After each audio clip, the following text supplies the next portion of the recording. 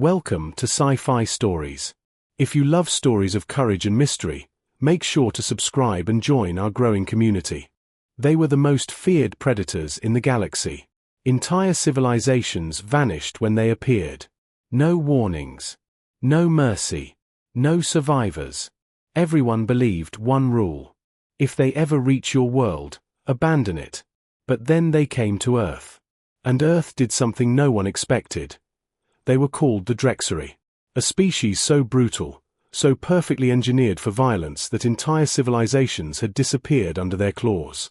They hunted in silence, moved like shadows, and killed without mercy or warning. The Galactic Council had long since stopped trying to fight them. Instead, they issued avoidance zones, blacklisted sectors, and whispered warnings to every new species that reached the stars. If the Drexari find your world, abandon it. Survivors are rare. Mercy is none. For centuries, the Drexari were considered unstoppable. Apex predators without equal. That belief held true, until they made the mistake of coming to Earth. It began with a single Drexari scout ship. Small, fast, designed for reconnaissance and softening resistance. They expected a lightly defended world. Perhaps pre-interstellar. Primitive. Weak.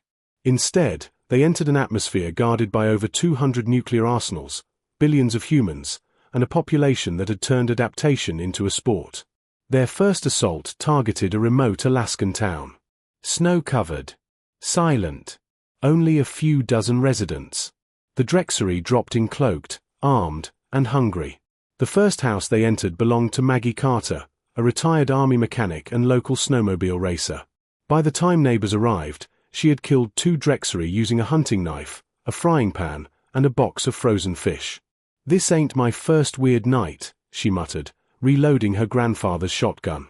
The Drexari were stunned. Not by her strength, by her audacity. Humans didn't run. They fought back. Instantly. Without hesitation. Within 72 hours, the attack escalated.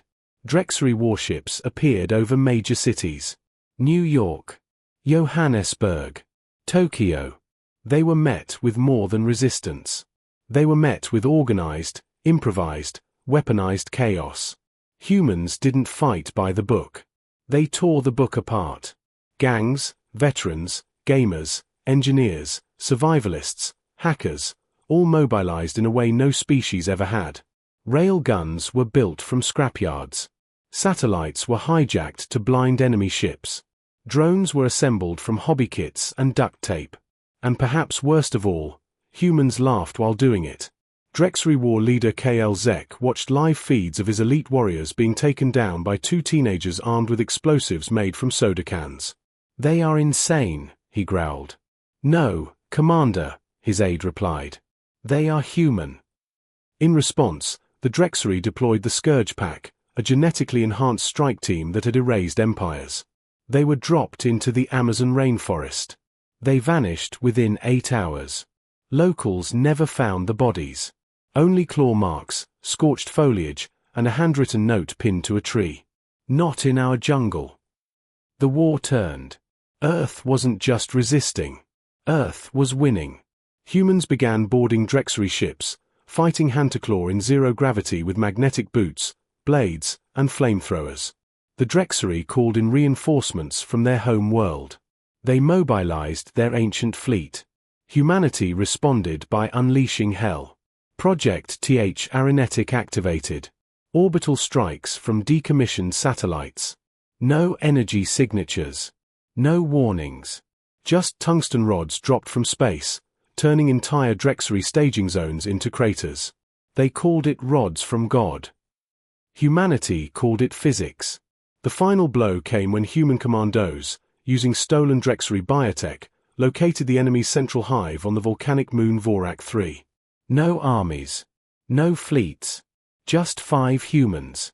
They infiltrated, planted charges, and escaped using wingsuits stitched from Drexari skin.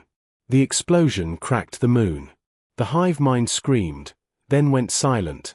Back on Earth, celebrations were quiet. Focused. Reflective. Humanity had survived the worst the galaxy had to offer, and erased what every other species had feared for generations. In the halls of the Galactic Council, the news spread like wildfire. The Drexari are extinct. Impossible, said the Exilari ambassador. They ruled the dead zones. Not anymore, whispered the Thorn delegate. The humans killed them. All of them. The chamber fell silent. At the back, the oldest race, the Shavarim, rose from their crystal thrones for the first time in centuries. An elder spoke softly. I warned you. We named them Deathworlders not for where they live, but for what they bring. Bring? Someone asked. The elder's eyes glowed with memory. Extinction. The Drexari were apex predators, until humans reminded the galaxy that apex is not a title you claim. It is one you earn, and defend with blood, steel, and fire.